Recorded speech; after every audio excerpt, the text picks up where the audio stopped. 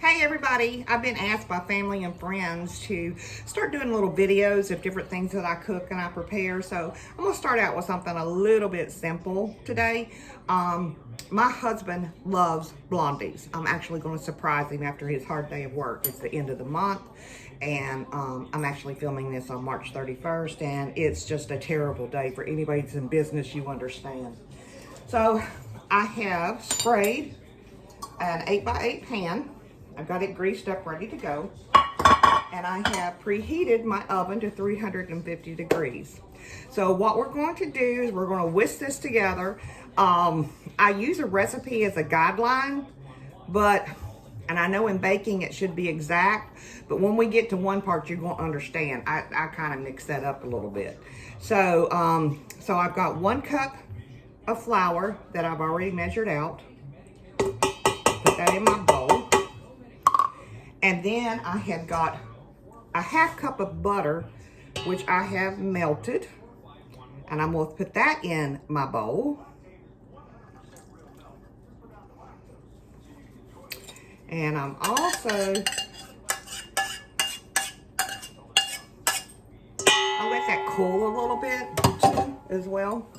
Then I have got a packed cup, actually I had 1/3, but of brown sugar that I'm gonna mix in here as well.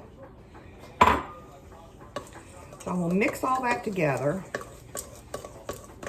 And for those of you that are unaware, Blondies are very much like a brownie, except for they are the blonde version, hence Blondies is the name.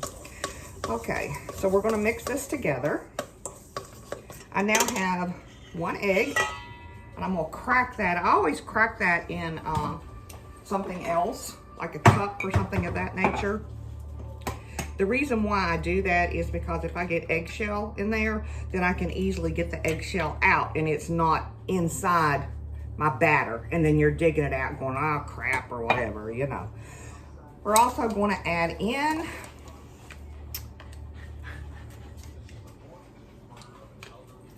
a teaspoon of vanilla. Yum. That's all the good stuff right there, as we all know. So again, let's gonna mix this together. I don't know if you can hear my dog in the background. Anytime you do anything, she thinks she's helping by circling and panting. So if you hear something a little strange, that's what's going on in the background. Okay. So now the next thing I'm going to add, and all I'm doing is kind of mixing that up. Again, just like a good brownie mixture. Then I have a 1/2 teaspoon of baking powder, an 1/8 of a teaspoon of baking soda, and a pinch of salt. So I'm throwing that in. We're just going to mix all that together. Now, this recipe calls for 1/3 cup of butterscotch chips. Well, okay, I'll do 1/3 cup. But I will also do a little bit more than 1/3 cup because we just love them. And it just adds flavor and taste. I've kind of spoiled him. When you do 1/3 cup like that, not very good. Now another thing that I had added in, oops, we got mixed up a little bit here,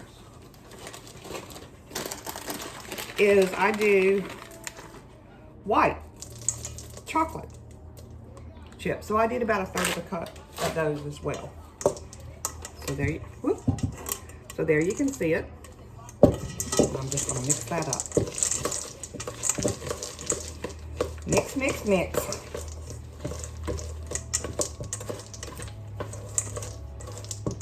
Okay, that is mixed up.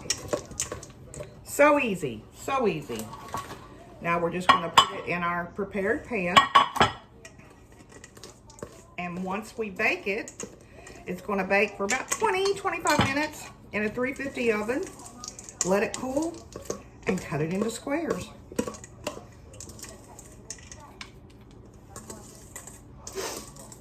That is so easy, and chances are you're going to have the majority of the ingredients in your pantry already. I mean, you might not stock butterscotch chips or white chocolate chips, but you could actually put in regular chocolate chips if you would like. But I wouldn't skimp on them. Okay? So, spread this out. Let me get a knife, because the spoon's doing so hot here. Spread this out. Get it ready for the oven.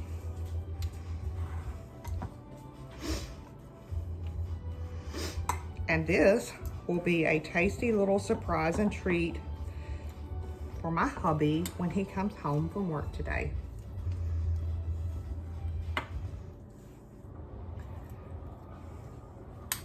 Okay, y'all, ready for the oven. I'll have a picture for you when it's done. Thanks for watching.